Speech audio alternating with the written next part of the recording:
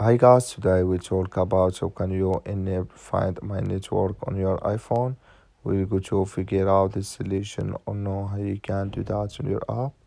So you just follow these ways then it's going to work with you.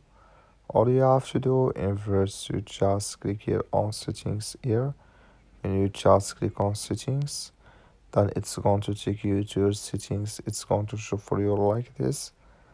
Then you go down, you just keep going down here. So then you click here on privacy and security, you just click on it. You come to next step here, then you come here to location services, just click on it. Then you click here on share my location. You come here to you click here on find my iPhone. Then you come here to find my network, clicking this sign. So like you see this color show for us, that's me find my network enable with us now. That's all you have to do. That's all. Thank you for watching. Don't forget to support us by liking and subscribe.